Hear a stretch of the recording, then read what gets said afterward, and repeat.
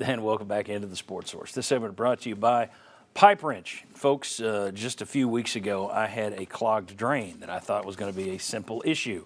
Well, it wasn't that simple. So I decided I'm going to be smart and I'm going to call Pipe Wrench to get them out here. They made it simple. They arrived on time. They found and fixed the issue. They had the needed parts on their vehicle. It was easy as can be. I trusted Pipe Wrench.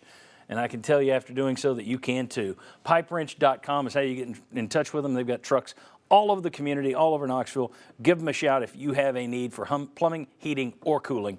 Pipe Wrench. All right, back with Bob Hodge, Justin Hamilton, David Ubbin, Chuck Cavaleris. And I'm going to let Justin here open this segment. We'll see how long-winded you are here. You're loquacious.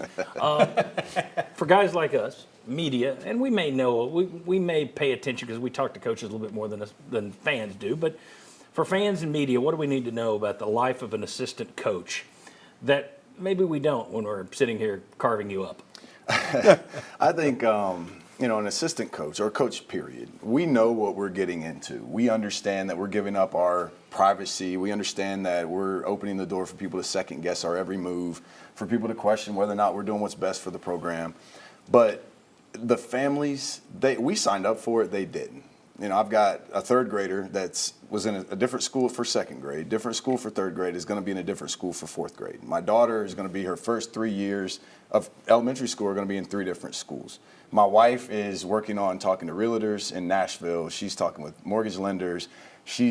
Are we going to get a moving company? Are we going to get family help to box things up? The family piece of it, we're human beings, even though in a lot of ways what we get paid, it's handsome.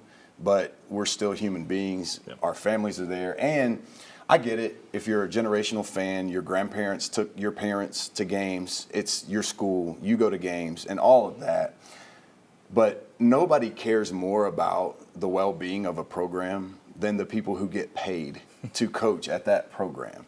And that's something that I think gets lost. And the astronomical salaries and numbers, they have a way, I mentioned that last week, of separating the common fan from what a coach's life is like. But that's the big thing, is that you can be hard on a coach. We probably don't see it. And if we do, we've got a lot of cornstarch in our skin. It's very thick. The families, though, the kids in school that are dealing with, hey, there's a for sale sign in your yard, or your dad's getting fired, or part, that's difficult. And it's not difficult for the coach. It's difficult for the dad, or it's difficult for the older brother, or the uncle, or the son. That's what's hard. All right. Guys, if you have any questions, any comments for Justin, get him in now because he's heading to Nashville. I've got a million questions for him. So I'll call you when you go to Nashville, especially if you're ever going to play the Vikings. Tickets. But I'm trying to think of the word, the moving around part of this job. When you started out, did you tell your wife, I'm going wherever it takes me, and you're along for the ride? Or did you sit there and you go to Virginia Tech and say, oh boy, I may be here for 20 years?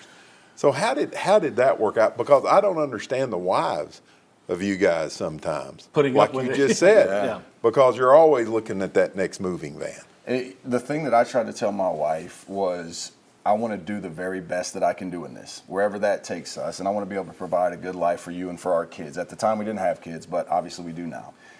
And it sounds good, and they want to support you, want to be there. But when you get to the day-to-day operations of that, my kids are going to finish school here in Knoxville, and then I'll be living in a hotel in Nashville, and until we get a home there. That's difficult because it all sounds great. They're supportive, they're behind us, but then there comes that time where you don't get the job or nothing's changing. It's like, well, when is this? The hours are the same, but you're not making any money, and the wife is working. My wife had a full-time job when we were at Virginia Military Institute, 2 kids. It was difficult. I almost got out of coaching because I couldn't put her through that anymore. I could chase it as long as I wanted to. I didn't mind not having the money, but it took a toll on her, and that in turn took a toll on me, and it's difficult. It's difficult. One more quick one. You're in a profession where 95% of the time your job ends with your getting fired. How do you look at that? I've never been fired from a job. Yeah. I don't think. By the way, I wanted to talk to you after the show. Yeah. So I mean, does that The same thing that we all have in common as coaches and competitors is, well, what do I have to do to be in that 5% then? And that's really the thing that probably puts us on the edge of crazy or elite level thinkers. But that's the thing. You don't look at the odds of 95%. You say, well, I've got to be able to do whatever I got to do then to be in that 5%. We got about a minute, Chuck. Well, I think what you've shown us is, and we know this, there's a human side to this. And a lot of times fans see the games, they don't know about all the practices, they don't know about all the recruiting.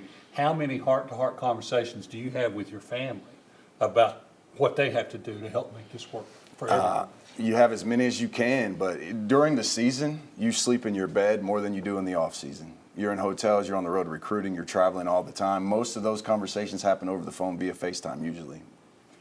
That's tough. That's tough. We'll come see you in Nashville. All right. Come on down. Yeah, when the Cowboys and Yeah. Vikings, they call it. Trust me, I was disappointed Tom Brady didn't sign with your Titans. Yeah. Right? Yeah, They hit us too. They're still Titans. By the way, as a Pats fan, if you can sneak, I'll let you get to know the guy first. Right. But a Vrabel autograph wouldn't hurt. Maybe even on that helmet. Yeah, that's right. Yeah.